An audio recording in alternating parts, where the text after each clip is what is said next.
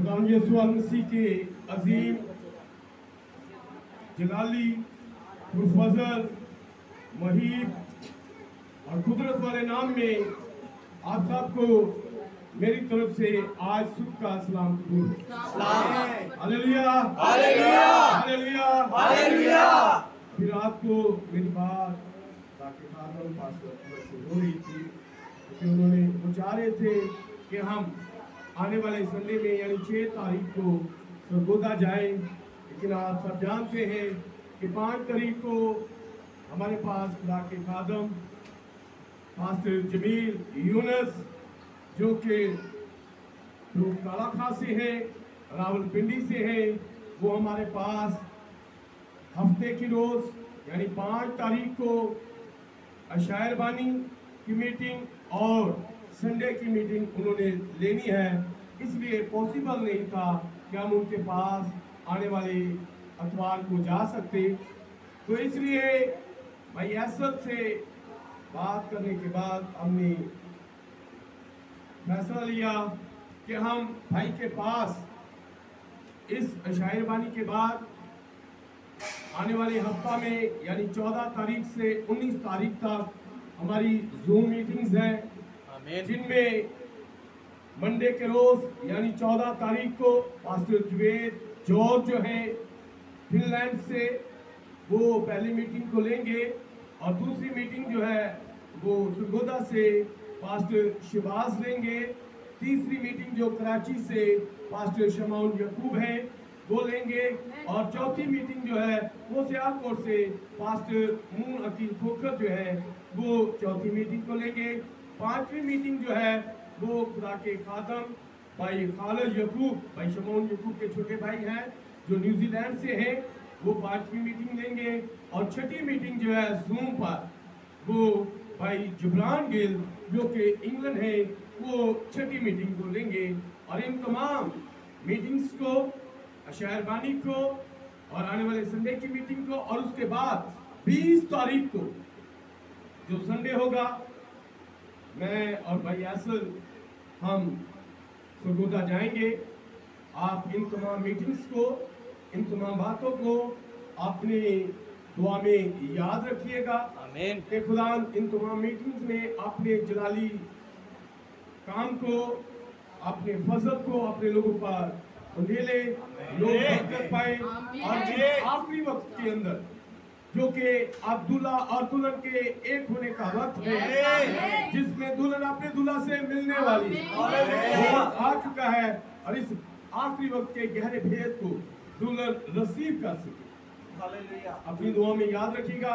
और पास्टर अकमल ने आपके लिए सलाम भेजा।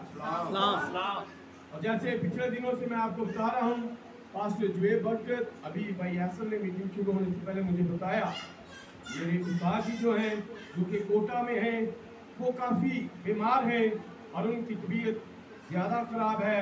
इस वक्त वो कराची हॉस्पिटल में एडमिट हैं और उनका ऑपरेशन है। उनको अपनी दुआओं में याद रखें कि खुदा उनको सेहत दे, तंदुरुस्ती दे, ताकि इस आखिरी वक्त के पैगाम की जो वो खिदमत कर रहे हैं लोगों तक पहुंचा रहे हैं, इसे इसी तरह दयानतदारी के साथ बहुत सारे लोगों तक पहुंचाने का वक्त है। आमीन। दुआएं हम आज जो खुदा का पैगाम हमारे पास है उसको सुनने के लिए इससे पहले कि हम उसे सुने, नबी कहते हैं, ब्रदर ब्रानम कहते हैं, जब तक हम कलामे खुदा की तलावत नहीं करते तो फिर हमारी ये मीटिंग जो है इबादत जो है ये अधूरी सी है। ब्रदर कहते हैं बेशक अगर आप ये तलावत ना भी करें, क्योंकि बहुत सारे लोग दलीलें देते हैं कि अब्राहम के पास बाइबल नहीं थी। बाइबल तो मूसा के दिनों में लिखी गई, उससे पहले अंबिया के पास बाइबल नहीं थी। वो कौन सी बाइबल पढ़ते थे? तो फिर वो लोगों से बात करते थे। नबी कहते हैं बेशक खुदा वैसे ही कलाम दे देता है, वैसे ही कलाम करता है, लेकिन जब उसने ये बाइबल हमें पढ़ने के लिए दी है तो जरूर है कि हम इसे पढ़ें। आमीन। कलाम में खुदा के अंदर लिखा है इसके पढ़ने से, इसके पढ़ने वाला, इसका सुनने वाला और इस पर अमल करने वाला क्या है? अगर मैं पढ़ता हूँ, आप सुनते हैं और अमल करते हैं, तो आप मुबारक है। हालेलुया। तो आज खुदा ने जो अपने लोगों के जरिए से इस कलाम खुदा को लिखवाया है, इस किताब को 5 किस्म के लोग हैं जिन्होंने लिखा है। आप लोग जानते हैं कि वो बादशाह थे, इसको लिखने वाले माहीगीर थे, इसको लिखने वाले चरवाहे थे, इसको लिखने वाले जो थे वो तबीब भी थे। और इसे 5 किस्म के लोगों ने लिखा और 40 लोगों ने इसे लिखा है। 40 लोगों ने इस किताब खुदा को, जो आपके और मेरे खुदा की किताब है, उसे लिखा है। और इस किताब के अंदर गहरे भेदों को खुदा ने अपने नबी के वसीला से, जिसके बारे में मुकाशवा 10 बाब की 7 आयत के अंदर लिखा है, उसके जरिया से उसने इन गहरे भेदों को हम पर अयान किया है। तो आए मुकाशवा, मैं चाहता हूं कि मुकाशवा 10 बाब और उसकी 7 आयत हमारे लिए भाई शमौन जो है वो पढ़े। और इससे पहले कि वो इसे पढ़े, मैं आपके लिए एक तलावत किए देता हूं पुराने अहदनामा में से इस्तिस्ना की किताब। ये इस्तिस्ना की किताब, इसका 34वां बाब, यहाँ पर मूसा की वफात के बारे में लिखा है।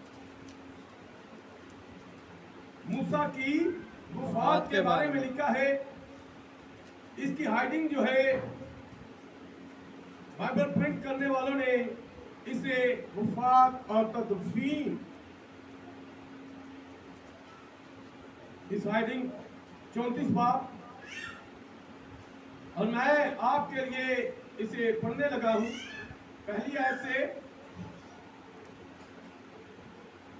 से 8वीं आयत तक मैं इसे आपके लिए पढ़ने वाला हूं। और मूसा मोआब के मैदानों से कोहे नबू के ऊपर पिसगा की चोटी पर, जो यरीहो के मुकाबिल है, चढ़ गया। और खुदावन ने जिलाद का सारा मुल्क, दान तक और नफ्ताली का सारा मुल्क, और इफ्राइम और मनस्सी का मुल्क, और यहूदा का सारा मुल्क, पिछले समुद्र तक और जनूब का मुल्क, और वादी यरीहो जो कुर्मों का शहर है, उसकी वादी का मैदान जुकत तक उसको दिखाया। और खुदावन ने उससे कहा, यही वो मुल्क है जिसकी बाबत मैंने अब्राहम और इसहाक और याकूब से कसम खाकर कहा था कि इसे मैं तुम्हारी नस्ल को दूंगा। सो मैंने ऐसा ही किया कि तू इसे अपनी आंखों से देख ले, पर तू उस पार वहां जाने ना पाएगा। खुदाम के बंदा मूसा ने खुदाम के कहे के मुआफिक वहीं मोआब के मुल्क में वफात पाई।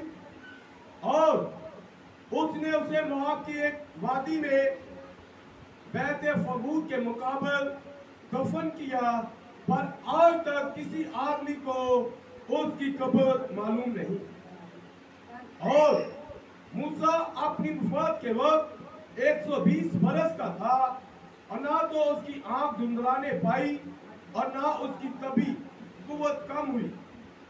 और बनी इस्राइल मूसा के लिए मोआब के मैदानों में 30 दिन तक रोते रहे। फिर मूसा के लिए मातम करने और रोने पीटने के दिन खत्म हुए। आमीन। आए हम अपने सर खुदा के हुजूर में झुकाएं, खुदा के हुजूर को महसूस करें, दुआ मांगे। मसीह यीशु में मेरे आसमानी पिता, खुदा जब तेरे कलाम को पढ़ चुके हैं, खुदा इस कलाम के अंदर उस गहरे भेद को जिसे आज तक लोग नहीं जान पाए, जो उनके लिए एक सवाल है, खुदा तो हमें समझने की तौफीक बख्श दे कि वो भेद क्या है। उस भेद को जो तूने अपने कलाम खुदा के मुताबिक अपने उस नबी पर, जिसके बारे में तूने मुकाशवा की किताब के 10वें बाब की 7वीं आयत में लिखा दिया है कि जब 7वें फरिश्ता की आवाज देने का जमाना होगा, वो नरसिंगा फूटता होगा, तो फिर क्या होगा कि तू नबियों और अपने बंदों की उस खुशखबरी को जो तूने उसे दी थी, उसके माफिक जो भेद है वो अपने इस सातवें फरिश्ता के जरिए से हम आमीन। सातवें फरिश्ता के लिए हम तेरे शुक्रगुजार हैं। तू हमें सुनने वाले कान, समझने वाला दिल, कबूल करने वाला दिल और अमल करने वाले हुआ। मेरे मुंह को छू और अपने कलाम के साथ यीशु के नाम से आमीन। करीब बैठिएगा नहीं, एक तिलावत जो है वो भी बाकी थी भाई शमौन हम हमारे लिए उस तिलावत से करेंगे।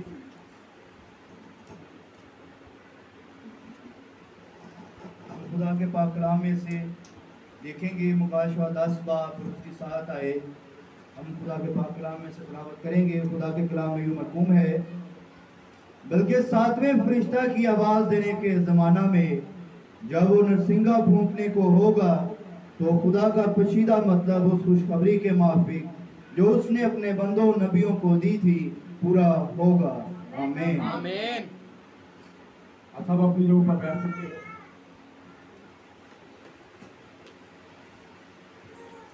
हालेलुया हालेलुया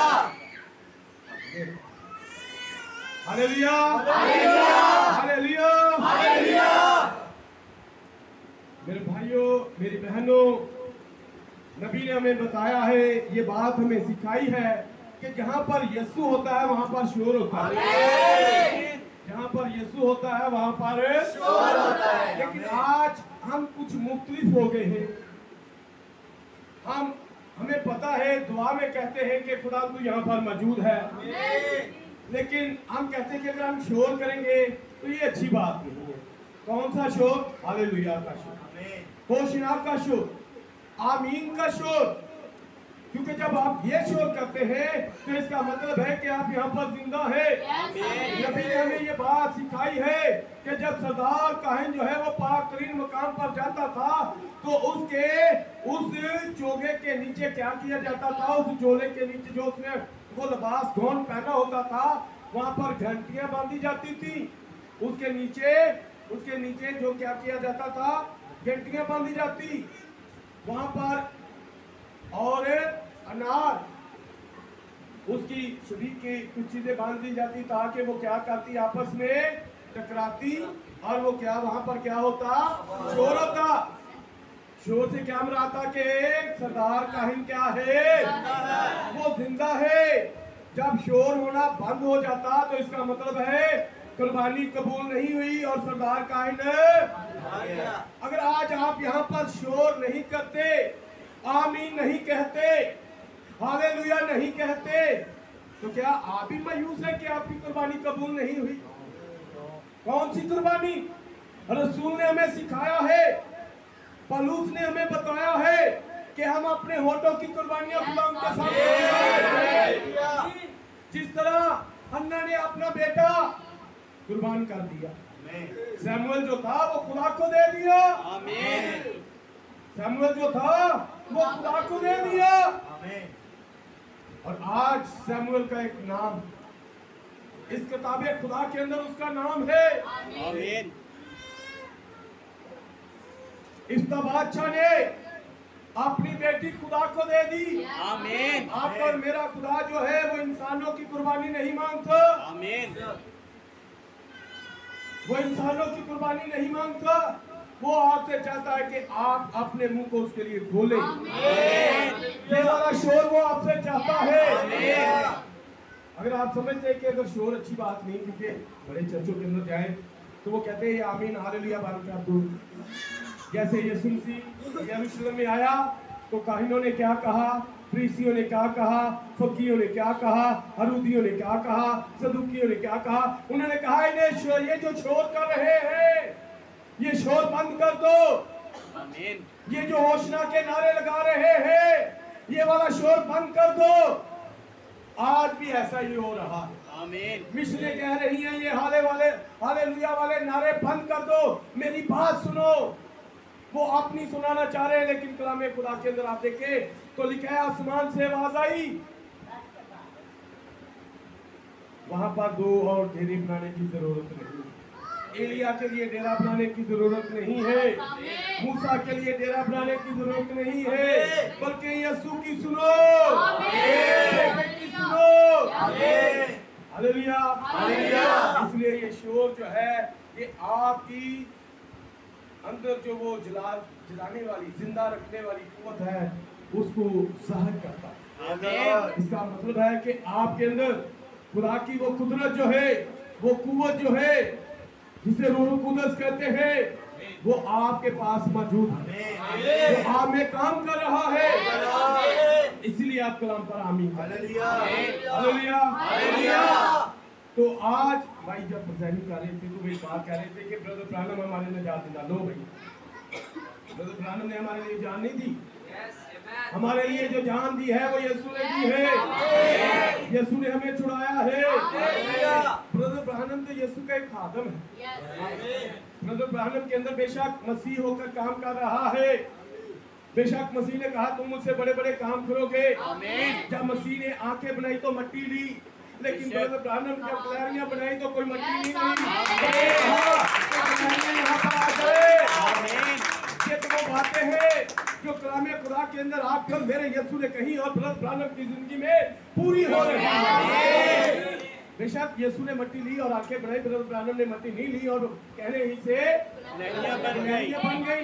ये बातें हम मानते हैं, लेकिन निजात दहिंदा यीशु ही है। ब्रानम ने हमें सिखाया है। ब्रदर ब्रानम ने कहा कि उसका पैदा होना वो कलाम से था। उसका पैदा होना एक मुख्तलिफ तरह से था। अगर ऐसा बच्चे में तो मना कर तो चिल्ला सकते हैं। वो क्या है? उसका पैदा होना एक मुख्तलिफ तरह से है, लेकिन ब्रदर ब्रानम कहते हैं कि वो मेरा पैदा होना जो है वो अपने बाप का नाम, चार्ल्स का नाम और अपनी माँ का नाम, पिता का नाम लिखा बताते हैं कि मैं तो उनके बाप से पैदा हुआ हूँ। लेकिन यीशु का पैदा होना वो एक मुख्तलिफ तरह से था। खुदा के कलाम से पैदा होना था। वो उस तरह से पैदा होना था जिसे हमारे पहले माँ बाप हो चुके थे। औलाद का जो पैदा होना था वो कलाम से होना था, लेकिन हम सब जो है वो मुलाब के जरिया से है। लेकिन यीशु ऐसे नहीं आया। यीशु ने अपनी जान का फिदिया देकर हम सबको छुड़ा लिया। वो हमारा निजात दींदा है। छुड़ाने का काम मुकम्मल हो चुका है। निजात का काम यीशु ने कर दिया है। ब्रदर ब्रानम को क्या कर रहा है? पास से लोगों को लेकर बाहर आ रहा है। निजात का काम आपके और मेरे यीशु ने कर दिया। हालेलुया। तो ये बात मैं आपको इसलिए बता रहा हूँ ताकि कहीं आप ऐसी बात करके किसी के लिए ठोकर का सबब ना बने। ऐसा ना हो कि वो ब्रदर ब्रानम के सबब से मसीहत को छोड़ने पर मजबूर हो जाए। ऐसा ना हो। ब्रदर ब्रानम ने, शायद आपको याद होगा, आपने मुकाशवा 5 बार पढ़ा हो, तो ब्रदर ब्रानम ने क्या चाहा कि मैं ये खिदमत छोड़ देता हूँ। क्यों छोड़ देता हूँ? क्योंकि लोगों ने ब्रदर ब्रानम को खुदा मानना शुरू कर दिया। ब्रदर ब्रानम कहते हैं कि ये जो इंग्लिश वाला गॉड है, ये गॉड जो है ये कोई दरख्त भी हो सकता है। इंग्लिश वाला गॉड जो है, GOD वाला गॉड जो है, ये कोई दरख्त भी हो सकता है, ये चांद भी हो सकता है, ये सूरज भी हो सकता है, ये सितारे भी हो सकते हैं, ये समुंदर। आपको पता है ना, लोग समुंदर की पूजा करते हैं, गंगा की पूजा करते हैं, जमुना की भी करते हैं, लोग बोर्ड की भी पूजा करते हैं, लोग बोरा भी दरख्तां की पूजा करते हैं। ब्रदर ब्रानम कहते हैं ये गॉड जो है ये कोई भी हो सकता है, लेकिन आपका और मेरा खुदा जो है वो एलोहीम है। एलोहीम है।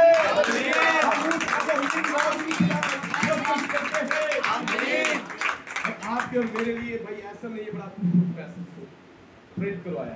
कितने लोगों ने ये पैगाम पढ़ा? खुदा आपको बरकत दे। बड़ा खूबसूरत पैगाम, ईस्टर सीड। आमीन। ये पैगाम क्या है? Easter seed. Easter seed.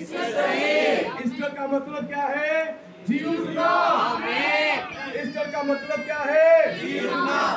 Seal क्या है? ये मोहर है। सील क्या है? मोहर। किताब के अंदर, बाइबल के अंदर आपको पैदाइश की किताब 4 बाब के अंदर एक शख्स मिलता है जिसका नाम काइन है। उस पर क्या खुदा ने किया? मोहर नहीं, निशान। उस पर खुदा ने निशान किया। ब्रदर ब्रानम इसके बारे में बताते हैं। आपने ब्रदर ब्रानम का मैसेज पढ़ा होगा, हैवान का निशान, जो अभी दोबारा ट्रांसलेट हुई है। उस पर उसका जो नाम है वो है हैवान की छाप। हैवान की छाप, ये हैवान का निशान। और दूसरा मैसेज जो है इसके साथ ही ब्रदर ब्रानम ने ये आगे पीछे 2 ही मीटिंगों में जो थी उनके मीटिंगों में मैसेज दिया। दूसरा पैगाम कौन सा था, याद है आपको? खुदा की मोहर, ईमान का निशान, खुदा की मोहर। ये निशान के बारे में ब्रदर ब्रानम बताते हैं, नबी बताते हैं, क्योंकि मुकाशवा 10 बाब की 7 आयत वो फरिश्ता है। उसने इस भेद को, निशान वाले भेद को और मोहर के भेद को हम पर याद करना है। तो बात कर रहा हूँ जी उठने की मोहर। ये जी उठने की मोहर जो है, ये ईस्टर सील जो है, तो इसके बारे में बताने से पहले मैं आपको निशान और मोहर के बारे में, क्योंकि मोहर के बारे में तो हम बहुत कुछ जानते हैं, पहले भी मोहर के बारे में बहुत कुछ जान चुके हैं, तो ये भी मैं आपको बताना चाहता हूँ निशान क्या है। निशान किस पर किया, याद है? काइन पर। पैदाइश 4 बाब के अंदर काइन पर निशान कर दिया, और जब निशान किया तो फिर काम क्या हुआ वहां पर, पता है आपको? वो वहां से निकल गया, वो अलग हो गया। ब्रदर ब्रानम कहते हैं ये निशान का मतलब क्या है, ये अलग होना है। निशान का मतलब क्या है, अलग होना है। वो खुदा के बेटों से यानी आदम के बेटों से अलग हो गया। और पैदाइश 4 बाब के अंदर आप क्या देखते हैं, काइन की नस्ल के बारे में देखते हैं, वो अलग ही है। काइन की नस्ल अलग है, काइन का सारा नसबनामा अलग है, काइन के तमाम काम अलग है। खुदा ने उसे क्या किया है, अलग कर दिया है। खुदा ने उसे क्या किया है, अलग कर दिया। यीशु के ऊपर भी एक निशान था, यीशु के बारे में जानते हैं? वो क्या था? यीशु जो था कौन था, पता किसी को? इसहाक का बेटा था और याकूब का भाई था। उसके जिस्म पर भी कुछ था, ऐसा ही था। वो भी एक निशान था। लेकिन वो क्या करता है, जैसे काइन अपने भाई से लड़ता है, उसने अपने भाई को मार दिया, फिर खुदा ने क्या किया, निशान देके उसे ये यीशु जो है इसे भी खुदा ने अलग कर दिया। इसे भी खुदा ने अलग कर दिया, यीशु अलग हो गया। इसके ऊपर एक निशान है। लेकिन ये मोहर जो है, ये मोहर का मतलब नबी बताते हैं कि मोहर का मतलब आपके पास मैसेज है, रूहुल कुदस क्या? तो नबी बताता है कि रूहुल कुदस क्या है, ये एक मोहर है। ये क्या है, ये एक मोहर है। जब आप क्या करते हैं, किसी चीज को पैक करके भेजते हैं तो उसके ऊपर एक मोहर की जाती है। और जब मोहर होती है तो वो इस बात की तस्दीक होती है कि ये क्या है, ये फील्ड है, ये मुकम्मल तौर पर है, इसमें अब कोई लजोल नहीं है, ये मुकम्मल तौर पर ये क्या है, ये मजबूत है। और नबी ने इसके बारे में बताया, मोहर जो है ये मलकियत को ज़ाहिर करती है। जब आप पर मोहर हुई है तो आप किसी की मलकियत है। किसकी मोहर हुई है? खुदा की मोहर हुई है, खुदा की मलकियत है।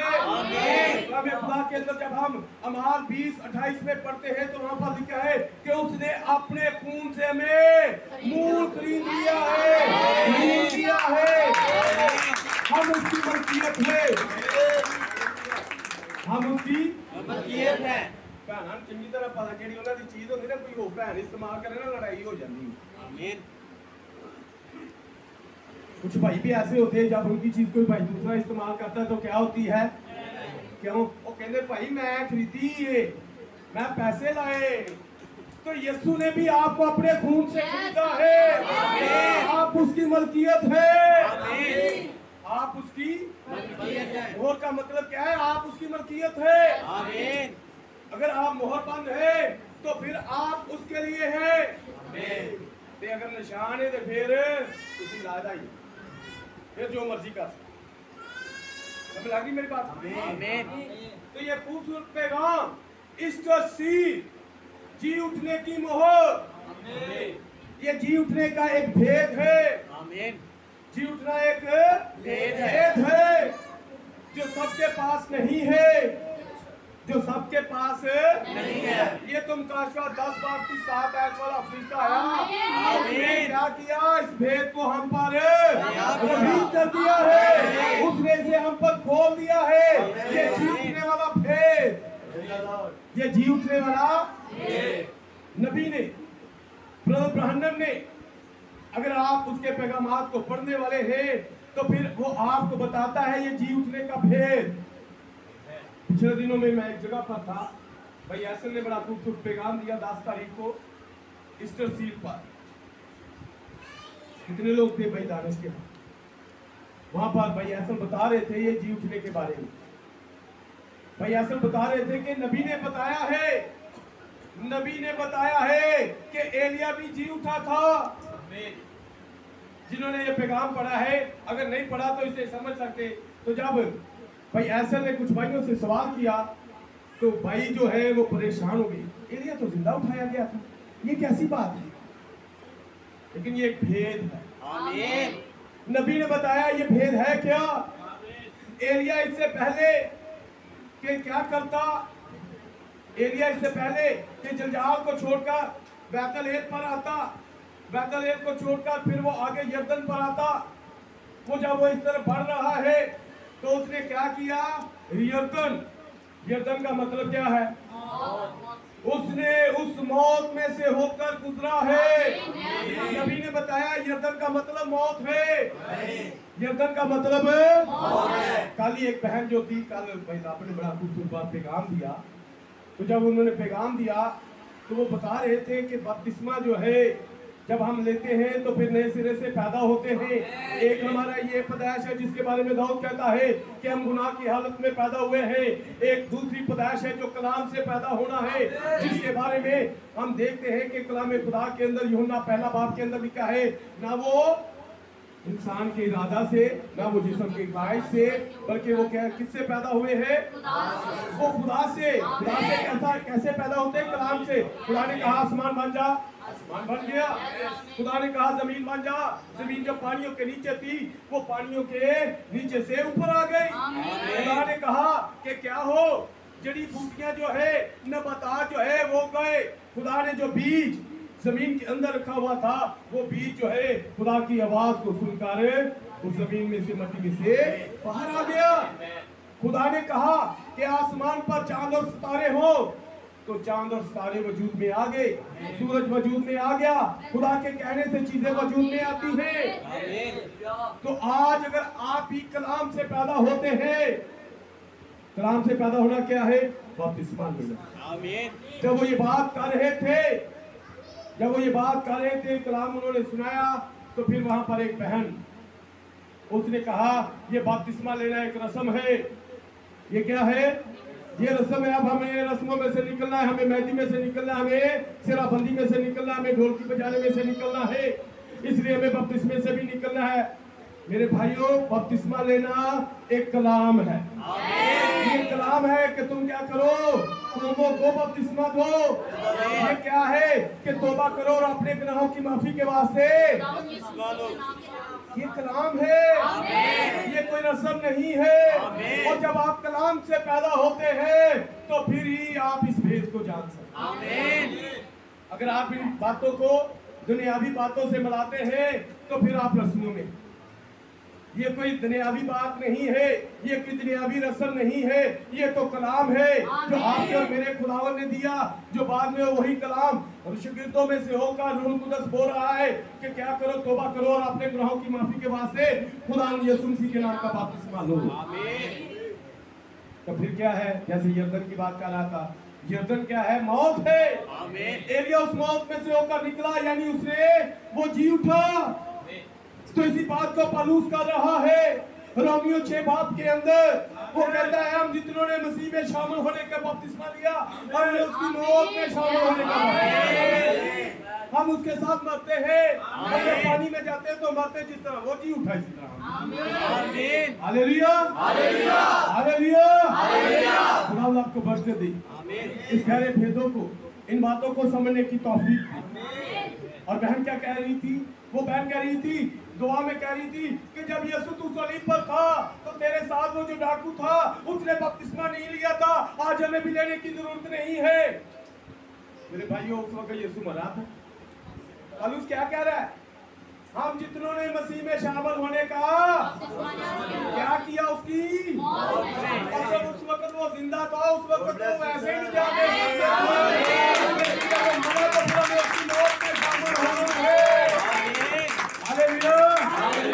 भाई ऐसा बता रहे थे कि एलिया जी उठा और जब वो जी उठा तो फिर वो आसमान पर चला गया। आमीन। Hallelujah, hallelujah, hallelujah, hallelujah.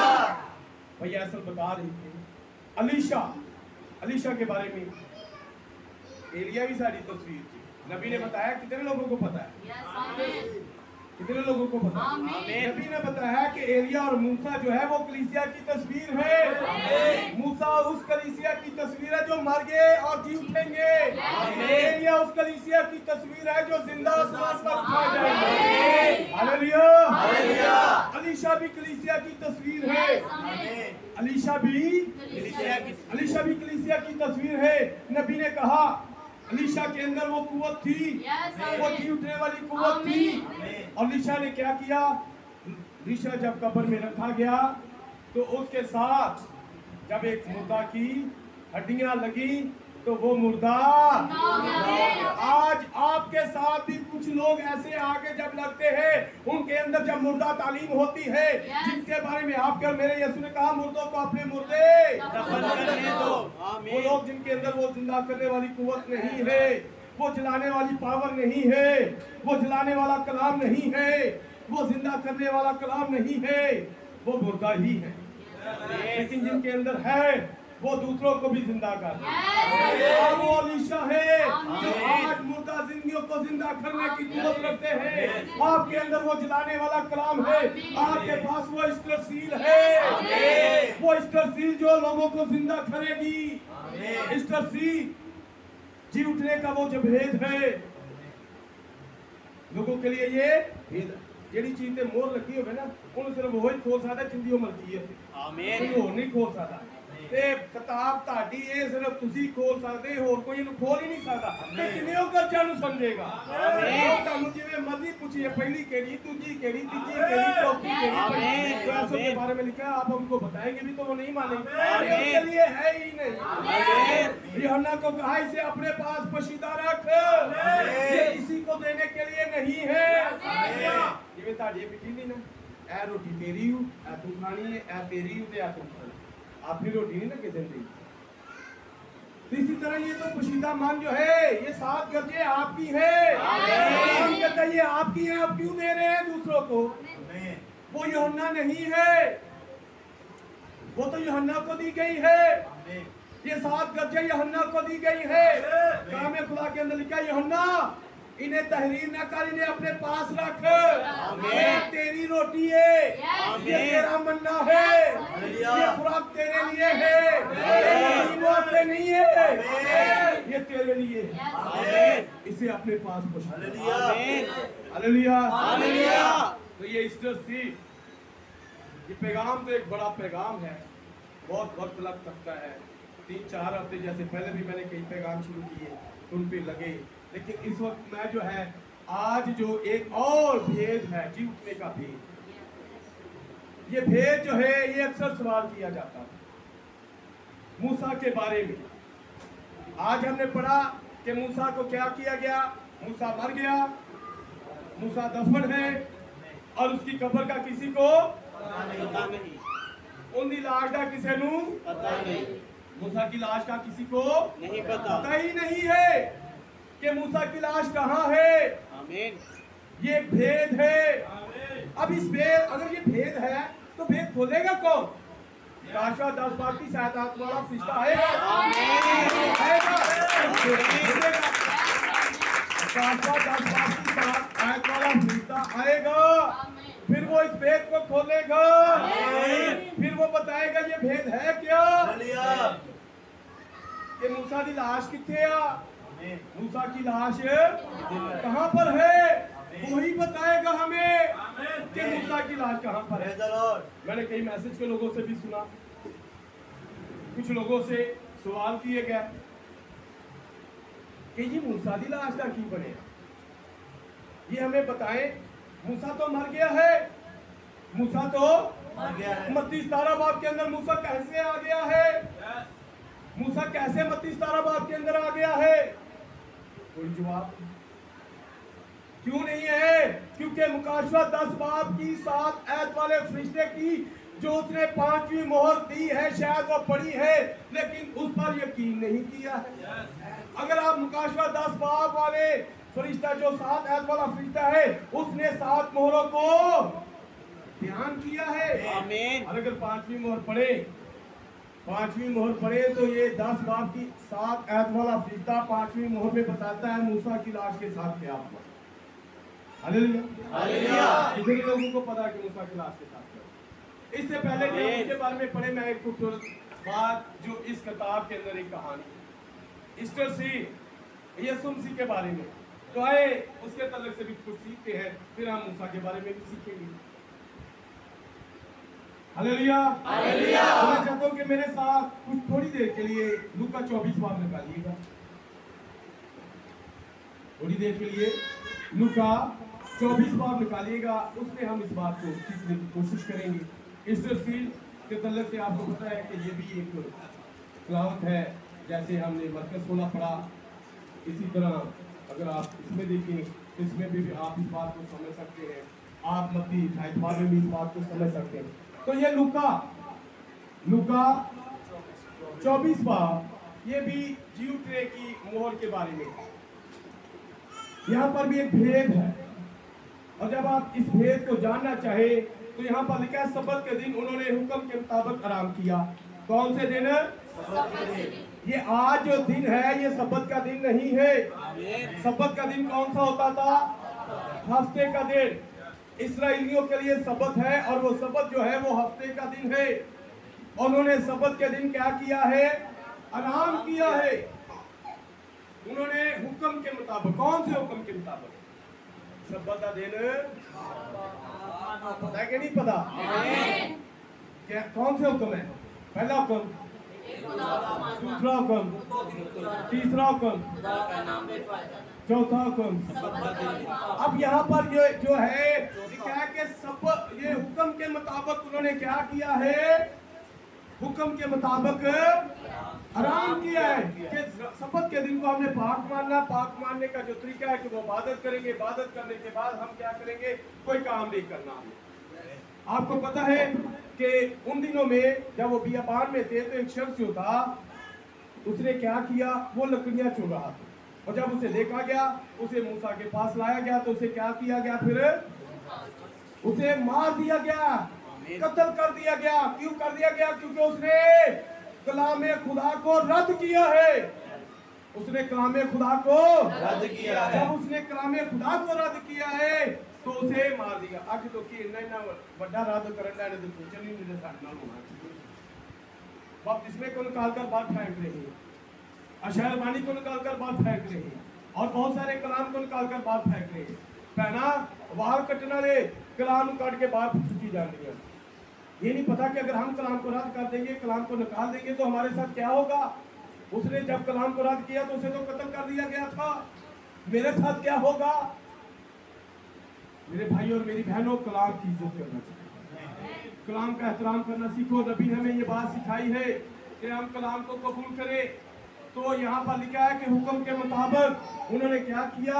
आराम किया। लेकिन हफ्ते के पहले दिन, कल हफ्ता आज हफ्ते दा पहला दिन केड़ा दिन है? हफ्ते का पहला दिन कौन सा है? इतवार के दिन। लिखा है पहले दिन वो सुबह सवेरे ही क्या किया? उन्होंने खुशबूदार चीजों को जो तैयारी की थी लेकर कब्र पर आई, कब्र पर आई, और पत्थर को कब्र पर से लुढ़का हुआ पाया। यहाँ पर कुछ बहनें हैं, मरियम मगदलीनी है, यकूब और योसीस की माँ मरियम है, और कुछ और बहनें हैं उनकी हम खिदमत।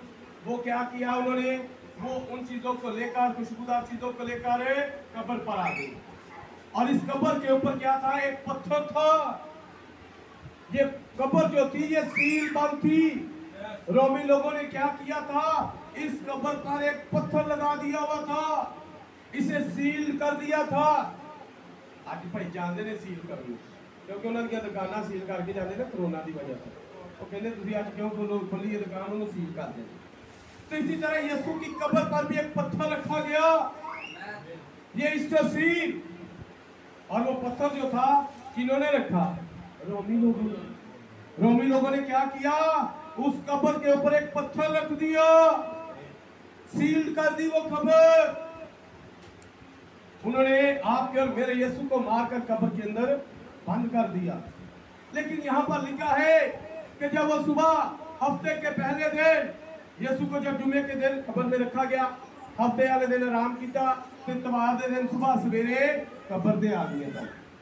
जब वो कब्र पर आई है तो ये जो कब्र है उस कब्र के ऊपर एक भारी पत्थर है, लेकिन उन्होंने क्या देखा कि वो पत्थर जो है वो लुढ़का हुआ है। वो पत्थर जो है जो कब्र के मुंह पर रखा गया था, अब वो कब्र के मुंह पर नहीं है।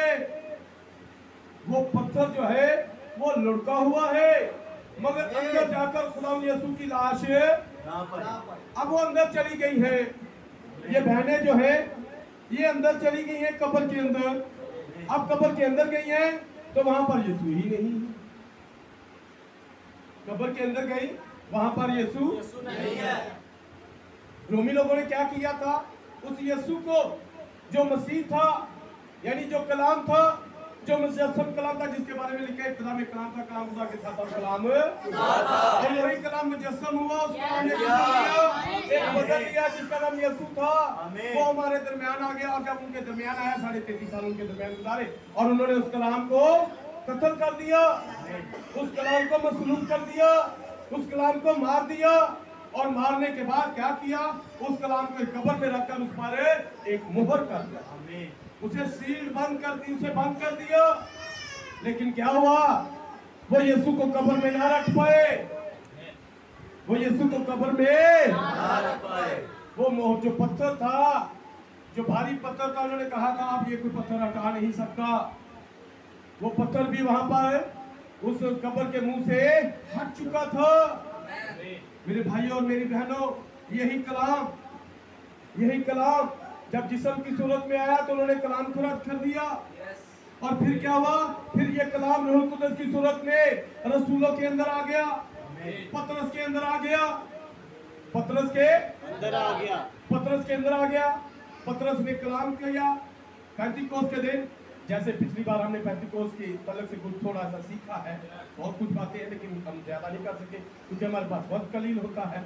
तो वहां पर पतरस ने क्या किया, जब रूह कुदस आया, यानी आप पर मेरा खुदावंद जो आग की सूरत में इस्राएलियों के ऊपर जो ठहरा होता था, वो जब आग की सूरत में अपने शिगिर्दों में आया, शिगिर्द जो थे, जब वो रूह कुदस उनके अंदर नहीं था, यही पतरस है जो यीशु का इनकार कर। लेकिन जब ये रूह कुदस पतरस के अंदर आ गया तो अब यीशु का इनकार नहीं कर रहा, बल्कि यीशु ही के बारे में बता रहा है। वहां पर लिखा है 17 कौमें थी, 17 तरह के लोग थे जिनको पतरस बता रहा है, जिनको यीशु के बारे में सिखा रहा है। और जब वो बता रहा था तो फिर ये पतरस ने क्या कहा, वही यीशु जिसे खुदा ने हमारे लिए खुदावंद भी और मसीह भी मसा किया था, तुमने उसे मसलूब कर दिया है। पतरस उनको बता रहा है कि तुमने उसे मसलूब कर दिया था। जब वो दिलेरी से बता रहा है, वो पतरस के अंदर से होकर कलाम आज अमाल की किताब की सूरत में हमारे पास है, वो पौलुस के खतों की सूरत में हमारे पास है। वही कलाम आज पतरस और बाकी के दूसरे शिगिर्दों के, यहूदा के यानी और यूसुफ के खत की सूरत में, पतरस के खतों की सूरत में हमारे पास मौजूद है। फिर क्या हुआ, यही कलाम जब 4वीं सदी आई तो फिर इसी कलाम को क्या किया, रोमन कैथोलिक लोगों ने, रोमन अंपायर ने, जो सल्तनत जो खत्म हो रही थी, उस रोमन लोगों ने इस कलाम को लेकर फिर खत्म कर दिया। बदन की सूरत में आया, रोमन लोगों ने इसे मारा, सलीब, किन्होंने सलीब दी थी, रोमियो ने। पिलातुस कौन सी, बाइबल में लिखा है, ये हमारी तरफ से नहीं है। बाइबल जो है, हिस्ट्री जो है, तारीख जो है, इस बात को बताती है।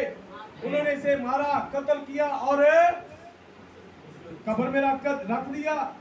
कब्र में रखने के बाद मोहर लगा दी, उन्हें अंदर ही रहेगा, ये अंदर ही सड़ेगा, ये अंदर ही खत्म होएगा। लेकिन क्या हुआ, वो मोहर जो है, वो ईस्टर सील जो है, वो आपके और मेरे खुदावन ने तोड़ दी। उसने वो मोहर को तोड़ दिया, वो बाहर आ गया। ये औरतें अंदर गई है, ये अंदर गई है, लेकिन वहां पर यीशु है ही नहीं। यीशु वहां पर है ही नहीं, यीशु वहां पर नहीं था।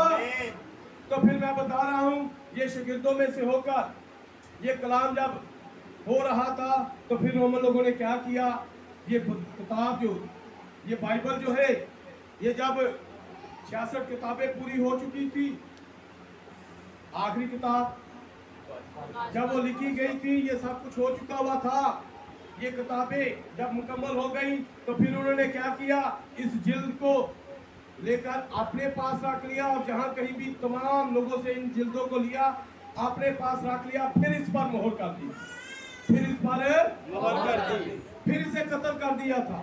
किस तरह से नासिया काउंसिल की उस बड़ी मीटिंग के हिसाब से, अगर आप उस 327 वाली 25 वाली मीटिंग को, नासिया काउंसिल वाली को पढ़ेंगे तो कलाम को फिर उन्होंने क्या किया, मार दिया, आमीन, रिजेक्ट कर दिया और इसे रख लिया और अपनी किताबें देनी शुरू कर दी, अपनी किताबें देनी शुरू। उन्होंने कहा ये बाइबल पढ़ना तुम्हारा काम नहीं है, कलाम को मार दिया और फिर एक मोहर कर दी।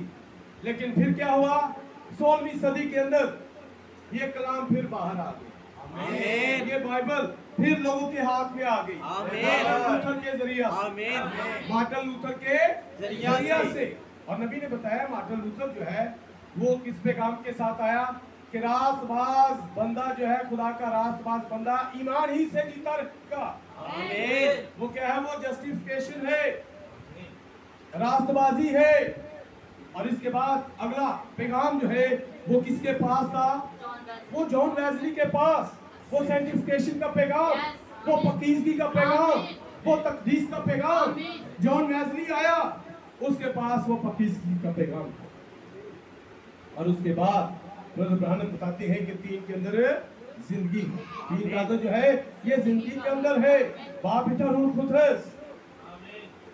और फिर कौन, तीसरा आपके और मेरे जमाने का नबी आया, आमीन। उस कलाम को जो बपतिस्मा खुदावंद यीशु मसीह के नाम था, जिसे इन तंजीमों ने मार दिया था, खत्म कर दिया था, और कुछ तंजीमें तो लेने के लिए भी तैयार नहीं है, और बाकी की तंजीमों ने क्या किया था, खुदावंद यीशु मसीह के नाम के बपतिस्मे को खत्म कर दिया था, मार दिया था। लेकिन हमारे जमाना के अंदर मुकाशवा 10 बार की 7 आयत वाला फरिश्ता आया और उसने आकर उस क्या किया, भेद को हम पर कलाम फिर जिंदा हो गया, हम पर अया हो गई, ये भेद हम पर खुल गया। वो औरतें, वो बहनें, वो कब्र के अंदर गई, लेकिन उन्होंने यीशु को ना पाया, उन्होंने यीशु को ना पाया।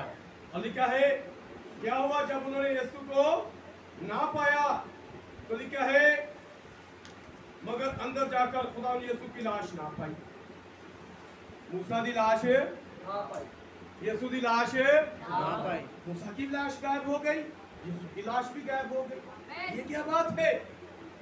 काश आप नबी की 7 मोहरों वाली भेद उस किताब को, जो भेदों की किताब है, उसमें पढ़ेंगे तो 5वीं मोहर में इस भेद को आप जान जाएंगे, आमीन। यहाँ पर लिखा है कि यीशु की लाश ना पाई, और ऐसा हुआ कि जब वो इस बात से हैरान थी तो देखो 2 शख्स, कितने शख्स, 2 शख्स, कितने शख्स, 2 शख्स, यहाँ पर 2 शख्स हैं, 2 शख्स बुराक पोशाक पहने उसके पास आ खड़े हुए, उसके पास आ खड़े हुए। जब वो डर गई और अपने सर जमीन पर झुकाए तो उन्होंने उनसे कहा कि जिंदा को मुर्दों में क्यों ढूंढती हो, वो यहाँ नहीं है बल्कि जी उठा है। यीशु की लाश का क्या हुआ? ये 2 शख्स क्या बता रहे हैं? वो जी उठा है, ये बता रहे हैं कि वो जी उठा है, वो जी उठा है। 2 शख्सों के बारे में जानना चाहते हैं, आमीन। कितने लोग जानना चाहते हैं? आमीन, जानना चाहते हैं। यहाँ पर भी आपको शायद कुछ सवाल हो, यहाँ पर भी शायद आपको कुछ,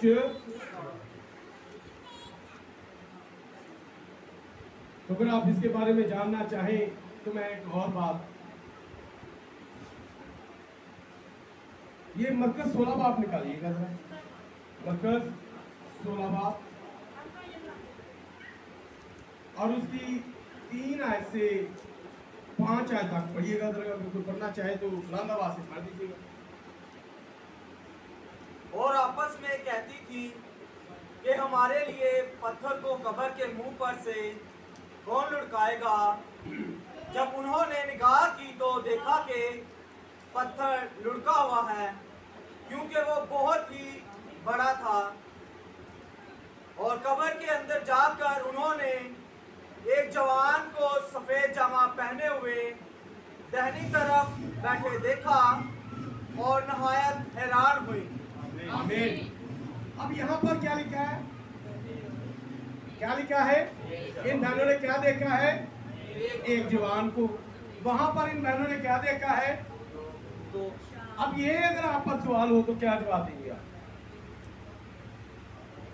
लेकिन काशा 10 बार भी साथ आया है आपके पास एक कुलिया। बाइबल की जो कुंजी है, जिन्हें ताले तुसी कोई आपने ताले रखे होंगे ना, नंबर वाले ताले, जो तालियां ਨੂੰ खोलना होवे तो ਉਹਦਾ ਕੋਡ ਲਾਣਾ ਪੈਂਦਾ ਹੈ। मोबाइल ਨੂੰ ਚਲਾਉਣਾ ਹੋਵੇ तो ਉਹਦਾ ਕੋਡ ਲਾਣਾ ਪੈਂਦਾ ਹੈ। ਕੋਡ ਤੁਹਾਨੂੰ ਨਹੀਂ ਪਤਾ ਤੁਸੀਂ ਕੀ ਲਾਇਆ ਹੈ, 11 22 ਲਾਇਆ ਹੈ, 5568 ਲਾਇਆ ਹੈ, ਇਹ ਤੁਹਾਨੂੰ ਹੀ ਪਤਾ। ਜੇ ਤੁਹਾਨੂੰ ਪਤਾ ਤੇ ਫਿਰ मोबाइल खोलते तो यूज करते हो। ऐसे ही है ना। तो अब अगर आप इस भेद को जानना चाहें तो फिर आपको इस ईस्टर सील वाले पैगाम में जो नबी है उस नबी से मिलना पड़ेगा। वो नबी ही इस भेद को आप पर अहया करेगा, वही इस भेद को आपको बताएगा कि ये बात क्या है। वहां पर तो लिखा है एक को देखा है। किसको देखा है? एक को देखा है। यहाँ पर लिखा है 2 को देखा है। और अगर आप इस भेद को जानना चाहते हैं तो ये देखने वाली कौन है? ये औरतें हैं। और नबी ने बताया कि औरतें जो है ये कलीसिया की तस्वीर है, ये बहनें जो है ये कलीसिया है। अब एक कलीसिया ऐसी कलीसिया है जो एक को देख रही है, और एक कलीसिया ऐसी कलीसिया है जो 2 को देख रही है।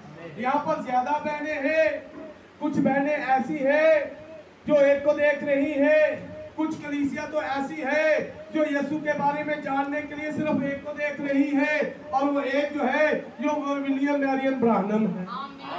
वो उनको बता रहा है यीशु के जी उठने के बारे में। कुछ कलीसिया ऐसी कलीसिया है जो इस्राएली कलीसिया है, उनको कौन बता रहा है? उनको 2 बता रहे। और वो 2 कौन है? वो अगर आप उन 2 के बारे में जानना चाहे तो फिर एक और सवाल है, यीशु खुदा ने क्या कहा था? तू किसी तस्वीर को ना बनाना, ना आसमान पर जो है उसकी तस्वीर बनाना, ना जो जमीन पर है उसकी तस्वीर बनाना, ना उसकी तस्वीर बनाना जो जमीन के नीचे है, जो पानियों के अंदर है। किसी चीज की तस्वीर ना बनाना। लेकिन लोग कहते हैं तो फिर खुदा ही तो कह रहा है अहद के संदूक को जब तू बनाए तो सरपोश को ढांपने के लिए 2 करूबी बनाना। क्या बनाना? 2 करूबी। ये 2 करूबी है क्या? लिखा है उन 2 करूबियों में से खुदा होकर तुमसे बात करेगा। ये 2 करूबी जो है ये 2 पैगंबर है, ये 2 फरिश्ते हैं जिनमें से होकर खुदा इस्राएलियों से बात करता था। और वो कौन है? वो एलिया और मूसा। हालेलुया। अब यहाँ पर बहनों ने जो 2 देखे वो एलिया और मूसा है, जो सराहने और पैताने हैं।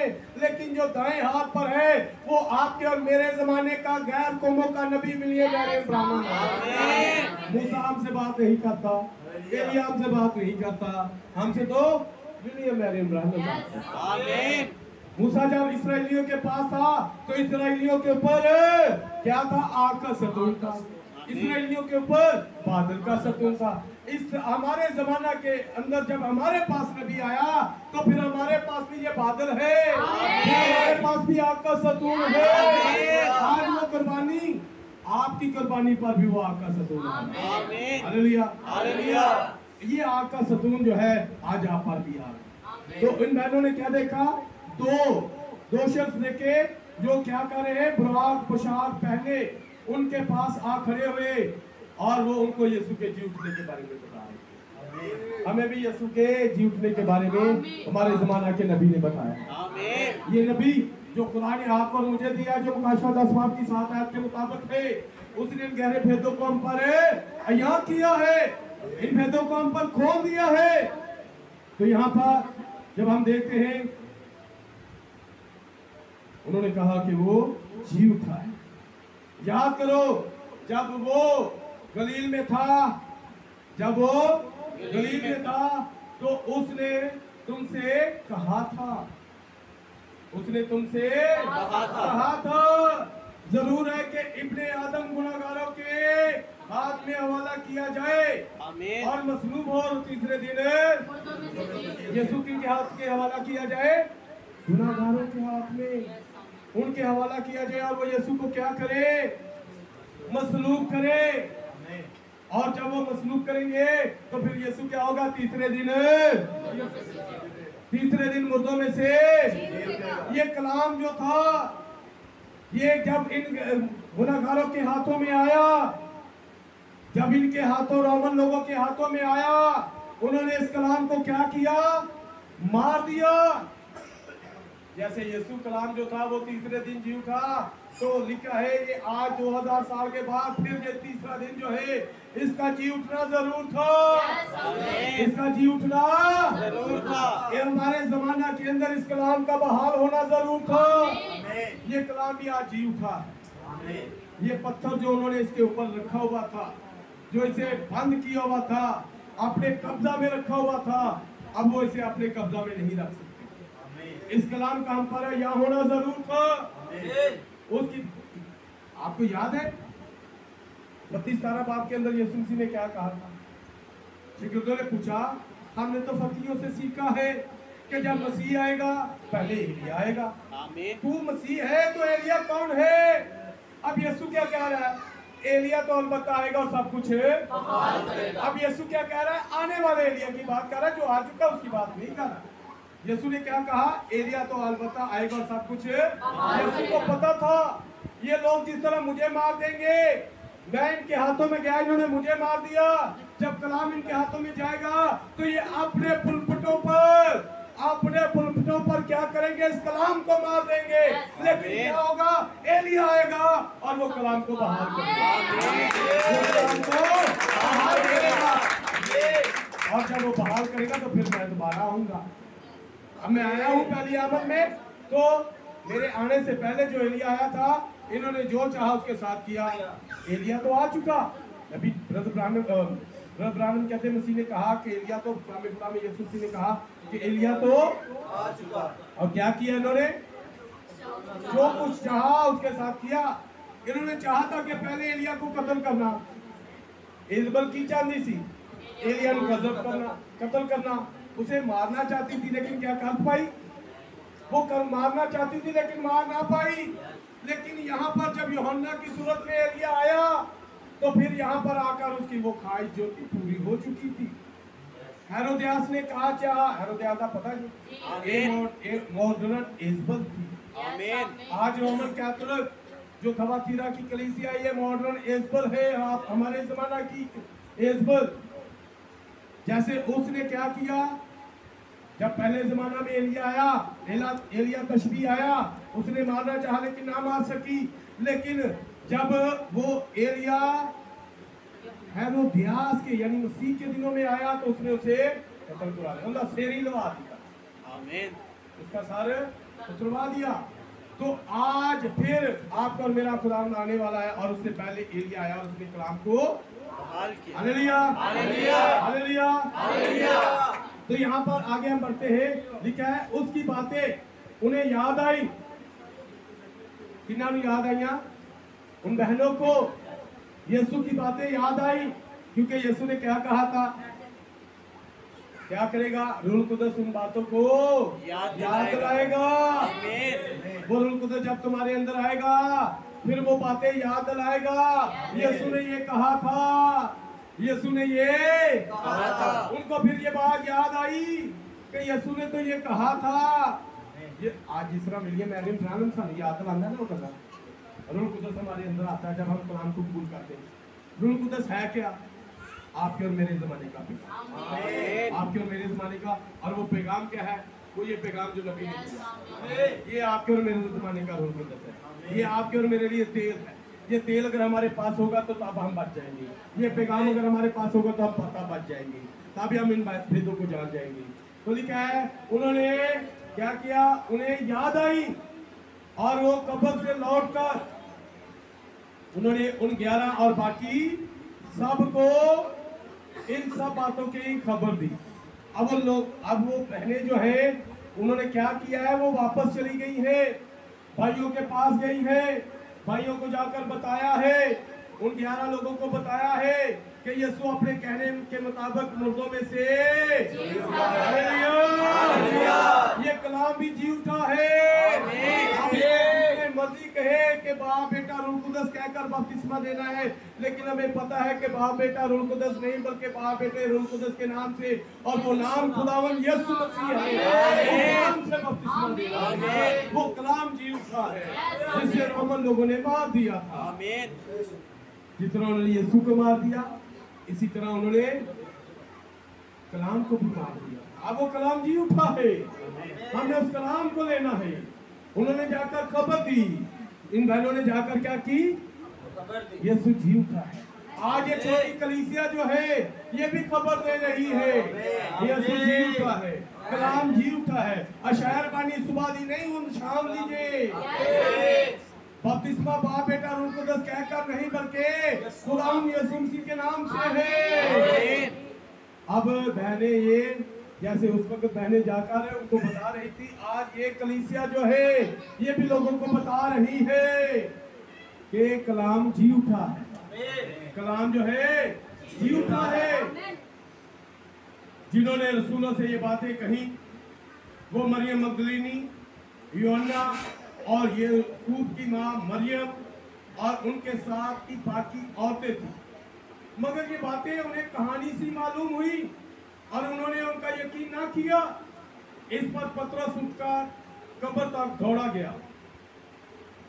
पतरस उठकर कलाम खुदा के अंदर लिखा कि औरत की दुआई जो कबूल नहीं होती, इसलिए पतरस ने उसकी इस बात को कबूल ना किया। और जब आप देखेंगे पहला कुरिन्थियों 15 बाब, तो वहां पर बहनों की इस बात को कोट नहीं किया। जब आप यीशु के बारे में देखें तो एक सामरी औरत थी, जब वो अपने लोगों को, सामरिया के लोगों को बताने गई कि वो मसीहा जो था, जो आने वाला था, वो मुझे मिल गया, तो लिखा है कि वो लोग आए और उन्होंने देखा और कहते हैं कि उन्होंने उस पर यकीन ना किया। क्यों ना किया? क्योंकि औरत की गवाही एक्सेप्टेबल। भाई आज भी हमारे साथ यहाँ पर मौजूद है, आज भी कोई बहन जाके अदालत से गवाही नहीं दे सकती। कोई औरत जो है वो गवाही नहीं दे सकती, क्योंकि ये खुदा का एक कानून। जो गवाही नहीं दे सकती तो कलाम की में सुना सकती, पास्टर की में हो सकती। यही बात है कलाम खुदा के अंदर। और पतरस उठा और उठकर क्या किया, जाकर उठकर कब्र तक दौड़ा गया। आज इसे तरह ही कलीसिया दे अंदर कुछ तुहानू पता है, इस कलीसिया दे नाल कुछ होर भी इस कलीसिया दे टोटे ने। ये आखिरी वक्त के पैगाम को मानने वाले कुछ लोग और भी हैं। कलीसिया अपना अपना पैगाम सुना रही है, लेकिन अगर दुरुस्त पैगाम जानना है तो फिर नबी के पास आना पड़ेगा। पतरस जो है वो खुद वहां पर पहुंच गया। आज भी कुछ कलीसियां जो मिक्स करती हैं, उनकी बात मानने की बजाय नबी के पैगाम के पास आने की बजाय, अगर आप उस औरत की बात समझ में नहीं आ रही तो नबी के पास आ जाए। पैगाम जो है लौदीकिया की कलीसिया के पास नहीं, लौदीकिया के पैगंबर के पास। लौदीकिया की कलीसिया का पैगंबर है, पैगाम उसके पास है। तो यहाँ पर जब हमने देखा कि पतरस उठकर कब्र तक दौड़ा गया और झुककर नजर की और देखा कि सिर्फ कफन ही कफन है। यीशु की लाश का क्या हुआ? आज हमने देखा कि मूसा की लाश का क्या हुआ, आज हम उसके बारे में जानेंगे। यीशु की लाश का सिर्फ कफन ही कफन है। ये ईस्टर सीड, ये जी उठने की मोहर, ये जो भेद है, इसके बारे में जानने के लिए हमें यीशु के पास आना पड़ेगा। हमें अपने जमाना के नबी के पास आना पड़ेगा और उस नबी के पास पूरा पैगाम। पैगाम जो है नबी के पास होता है। कोड जो है बाइबल का वो नबी है। अगर बाइबल के कोडों को जानना है, भेद को जानना है, खुली किताब को लेना है तो नबी के पास आना पड़ेगा। Hallelujah, hallelujah. इस माजरे से तज्जब करता हुआ अपने घर चला गया। वो वापस चला गया कि यीशु की लाश का क्या हुआ है, ये बहनें क्या कह रही हैं। वो तज्जब कर रहा है, वो परेशान हो रहा है कि हमने तो रात में हमने जो सीखा है कि औरत की गवाही को एक्सेप्ट नहीं करना। अब ये तो औरतें कह रही हैं कि यीशु जी उठा है, मैंने भी देख लिया कि यीशु वहां पर नहीं है, वहां पर तो सिर्फ कफन ही पड़ा है, वहां पर तो सिर्फ कफन ही पड़ा है। मैं अब इस बात को, वो लिखा है, वो इस बात से तज्जुब करता हुआ वो अपने घर को चला गया। तो अगली बार जब हम पढ़ते हैं तो वहां पर लिखा है, और देखो उसी दिन उनमें से 2 आदमी उस गांव को छोड़कर यरूशलेम को छोड़कर वो क्या कर रहे हैं, अमाउस की राह पर जा रहे हैं। यहाँ पर 2 शख्स है, अब वो क्या करे, वो यरूशलेम को छोड़कर अमाउस की राह पर जा रहे हैं। उन्होंने भी इन बहनों से सुन लिया है कि यीशु जी उठा है, यीशु जी उठा। अब वो क्या कर रहे हैं, वो भी तज्जुब कर रहे हैं, वो भी परेशान है कि यीशु की लाश का क्या हुआ है, मूसा की लाश का क्या बना है, मूसा की लाश का क्या बना, लिखा है कि मूसा की लाश किसी को ना मिली। अब यीशु की लाश यहाँ पर नहीं मिली, वो बड़ा तज्जुब कर रहे हैं, वो बड़े परेशान हो रहे हैं, वो यरूशलेम को ही छोड़कर जा रहे हैं।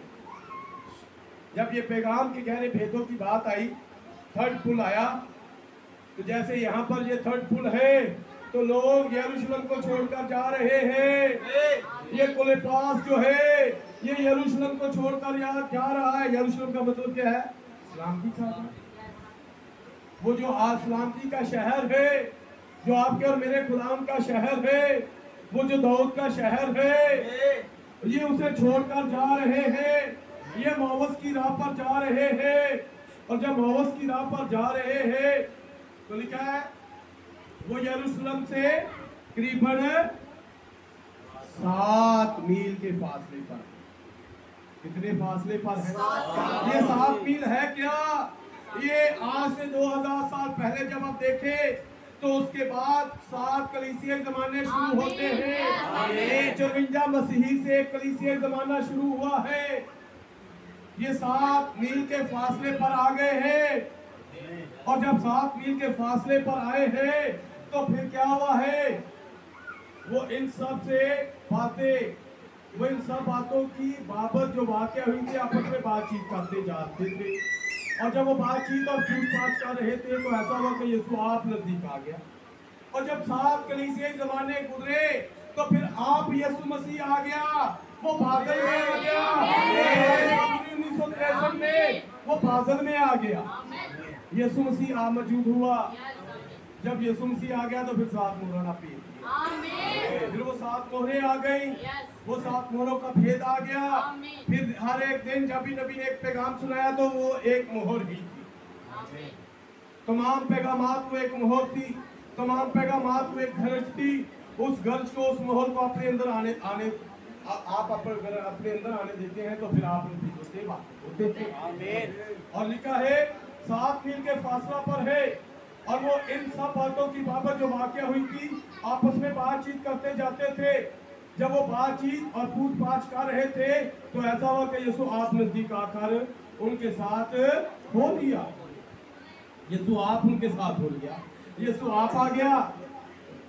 जब ये जमाना कलीसिया जमाना शुरू हुआ, 1906 में ये कलीसिया जमाना शुरू हुआ, 63 तक जब पहुंचे हैं तो फिर एक दिन यीशु आप ही उसको ले आए। वो 28 फरवरी 1963 को बादल की सूरत में आ गया। Hallelujah, hallelujah, hallelujah, hallelujah, hallelujah. आप उनके पास आ मौजूद हुआ, और जब उनके साथ हो लिया तो उनकी आंखें बंद की गई थी,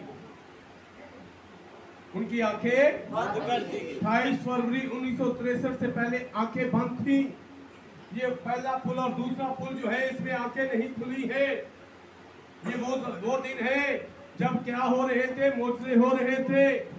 जब क्या हो रहे थे, मोजज़े हो रहे थे। यीशु मसीह की खिदमत के भी 3 खिंचाव है, पहला पुल, दूसरा पुल। उसमें लोग क्या देख रहे हैं, मोजज़े हो रहे हैं, मुर्दे जिंदा हो रहे हैं, अंधे शिफा पा रहे हैं, बहरे सुन रहे हैं, लंगड़े चल रहे हैं, मुर्दे जिंदा हो रहे हैं। लेकिन फिर भी आंखें बंद है कि वो यीशु को ना जान सके, यीशु को ना पहचान सके कि यीशु ही तो उनका खुदा है। नबी की जिंदगी के अंदर भी नबी की खिदमत के ये जो पहले 2 खचाव है, पहला खचाव और दूसरा खचाव, ये पहला पुल। और दूसरा पुल जो है ये भी कुछ इसी तरह से है कि उन दिनों में लोगों की आंखें, लेकिन तीसरा खचाव जब आता है तो ये आंखें खोलने के लिए, तीसरा खचाव जब आता है तो फिर आंखें खुलती है, फिर आंखें खुलती हैं। तो यहाँ पर लिखा है उनकी आंखें बंद की गई थी कि उसको ना पहचाने। अब क्या किया नबी की खिदमत के पहले हिस्सा में कि वो ना पहचान सके, उनकी आंखें बंद थी। उसने उनसे कहा ये क्या बातें हैं जो तुम चलते चलते आपस में करते हो। अब यीशु उनसे पूछ रहा है ये क्या बातें कर रहे हो, ये क्या बातें कर रहे हो जो आपस में कर रहे हो। तो उन्होंने यीशु से कहा, वो गमगीन से खड़े हो गए। वो देख रहे हैं हम दो चल रहे हैं, हमारे साथ एक तीसरा भी आ गया है। वो गमगीन होकर खड़े हो गए हैं, बड़े परेशान हैं, गमज़दा है। फिर एक ने जिसका नाम कुलिपास था, वो दो थे, एक का नाम क्या है कुलिपास, जवाब में उससे कहा क्या तू यरूशलेम में अकेला मुसाफिर है, क्या तू यरूशलेम में एक अकेला शख्स है जो तू यरूशलेम से सफर करता हुआ हमारे साथ आ रहा है, जो नहीं जानता कि इन दिनों में क्या हुआ है। उसने उनसे कहा क्या हुआ है। यीशु ने उनसे कहा क्या हुआ है।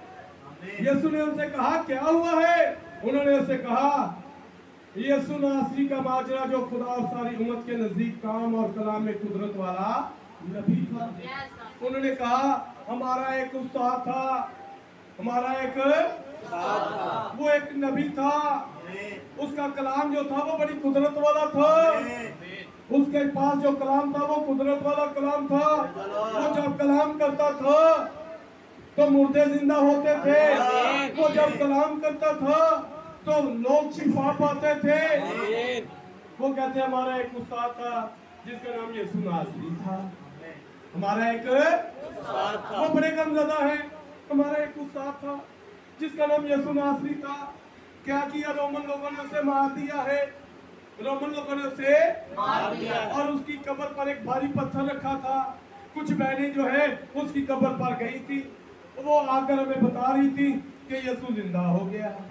वो कह रही कि उसकी लाश वहां पर नहीं है, उसकी लाश वहां पर नहीं है। वो कहते हैं तुझे इसके बारे में कुछ पता नहीं है। सरदार काहिनों और हमारे हाकिमों ने, सरदार काहिनों ने और हमारे हाकिमों ने, हाकिम कौन था? पिलातुस, रोमी हाकिम पिलातुस, पिंतुस पिलातुस ने, हमारे हाकिमों ने उसको पकड़वा दिया ताकि उसको उस पर कत्ल का हुक्म दिया जाए। ये मैं नहीं कह रहा, ये तो बाइबल कह रही है। उन्होंने यीशु को कत्ल करवा दिया, उसे मसलूब किया, लेकिन हमको उम्मीद थी कि इस्राएल को मुक्ति यही देगा। ये पूरे पास कह रहा है कि हमारे पास एक उम्मीद थी, हम समझ रहे थे, हम जान रहे थे कि ये जो यीशु है, ये जो नासरी है, ये क्या करेगा, ये इस्राएल को निजात देगा। लेकिन क्या हुआ है, रोमन लोगों ने तो उसे मार दिया है, रोमन लोगों ने तो उसे मसलूब कर दिया है, रोमन लोगों ने तो उसे मसलूब कर दिया है। ये रोमी सूबेदारों ने उसे, ये रोमी हाकिमों ने उसे मसलूब किया है। और अलावा इन सब बातों के इस माजरे को आज तीसरा दिन, आज से 2000 साल पहले यीशु को मसलूब किया गया, मारा गया। और पतरस क्या कहता है, खुदा का एक दिन इंसान के साथ 2000 आज केड़ा दिन, आज ये तीसरा दिन है। आज फिर वो इब्ने आदम वो मौजूद हुआ है, वो बादल में आ गया है, वो नबी में से होकर बातें कर रहा है, वो नबी में से होकर, और हम में से चंद औरतों ने भी हमको हैरान कर दिया है, चंद औरतों ने भी हमको, वो सुबह सवेरे कब्र पर गई हैं, वो सुबह सवेरे, और जब उसकी लाश ना पाई तो ये कहती हुई आई है कि हमने रोया में फरिश्तों को देखा है। हमने 2 फरिश्तों को देखा है, हमने मूसा और एलिया को देखा है जो बता रहे हैं कि वो जी उठा है। उन्होंने कहा कि वो जिंदा है और बाज हमारे साथियों में से कब्र पर गए और जैसा औरतों ने कहा था वैसा ही पाया, वैसा ही वाकई यीशु की लाश कब्र में नहीं है, मगर उसको ना देखा। उसने उनसे कहा, ऐ नादानो, मेरे भाइयों,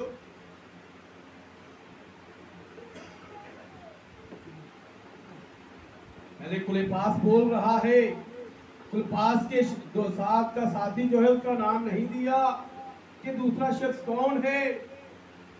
ये अब आप भी समझ लेंगे दूसरा शख्स कौन है। अब ये कौन सा दूसरा शख्स है जो हिडन रखा गया है, जो आज हमसे बात करेगा, जो आज हमें बताएगा उसके बारे में। ये वो दूसरा शख्स है जो हिडन था, जो आज हमें बताएगा, जो आज हमें सिखाएगा उसके बारे में। तो ये शख्स जो है, अब यहाँ पर यीशु मसीह उनसे क्या कर रहा है, उसने उनसे कहा, ऐ नादानो। यीशु उनसे क्या कह रहा है, ऐ नादानो, ऐ बेवकूफो, और नबियों की सब बातों के मानने में सुस्त एतकादो। आज खुदा ने हमें एक नबी दिया है जो हमें ये सिखाएगा, जो हमें ये बताएगा। लेकिन आज भी कुछ शख्स ऐसे हैं जो नबियों की बातों पर एतकाद रखने में सुस्त है। वो कहते हैं नबी ने ये गलत कहा, नबी ने ये गलत कहा, नबी ने ये गलत कहा। क्यों नबी ने गलत? भाई तो हुकूमत ने गलती हुई, फिर वो नबियों की गलतियां बताते हैं।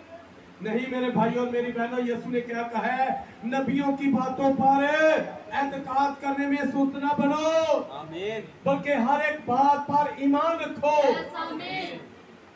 कलाम खुदा के अंदर लिखा है, उन्होंने मूसा पर ईमान लाए। अगर आप 14 बार पढ़े तो लिखा है वो मूसा पर ईमान लाए।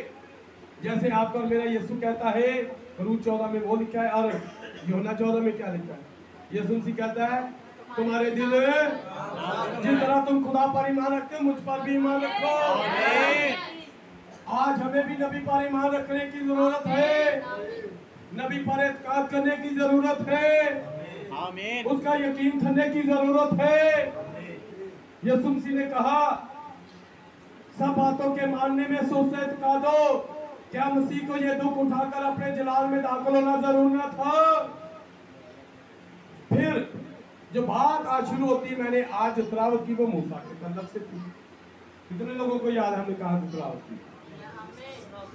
टाइम तो पूरा हो चुका है। अगर आप चाहते तो 5-10 मिनट और लेता हूँ, अगर आप चाहते हैं तो ठीक है, नहीं तो आज क्लोज करके फिर आगे अगले संडे कर लेते हैं। चलिए खुदा ने चाहता हम अगले संडे या नेक्स्ट जब भी मेरी बारी आती तो हम शुरू करेंगे, क्योंकि बहुत सारे भाइयों ने बहनों ने और भी कुछ जो को फिर आना जाना होता है, तो हम इस बात को, बाकी की जो बात है हम अगले संडे शुरू करेंगे। क्योंकि मैंने आज जो बाकी के भी 5-10 मिनट हमने रखी होते थे अगली दुआ के लिए, वो जो है वो भी मैंने ले ली है। तो अगर आप मुख्तसर सुनेंगे, मुख्तसर मैं बयान करूंगा तो शायद कुछ बातें मुझे छोड़नी पड़े। तो मैं चाहता हूँ कि इस बात को जो है अगले संडे हम जरूर, अगले संडे से मुराद अगले संडे तो भाई जमीन कलाम शेयर करेंगे, उससे अगले संडे मैं जरूर आपके साथ। Hallelujah, hallelujah. अगर आपको बरकत मिल रही है तो हम इस भेद को जानेंगे कि मूसा की लाश के साथ क्या हुआ। इस बात को जानेंगे मूसा की लाश के साथ क्या हुआ। जब इस बात को जानेंगे तो यकीनन आप बरकत हालेलुया, हालेलुया। ये 40 साल से शुरू करेंगे, फिर मूसा से लेकर मूसा से और सब नबियों से शुरू करके सब नबियों में जितनी बातें उसके हक में थी उनके बारे में उसने क्या किया, उनको बताया, सिखाया। तो अगर आप सीखना चाहते हैं तो आज फिर नबी में से होकर आप पर मेरा खुदा नबी सिखा रहे, हम जरूर सीखेंगे। इस ईस्टर सीट के बारे में खुदा ना सबको बरकत दे अपने नाम और जलाल के लिए कसरत के साथ। आमीन। God bless you all. खुदा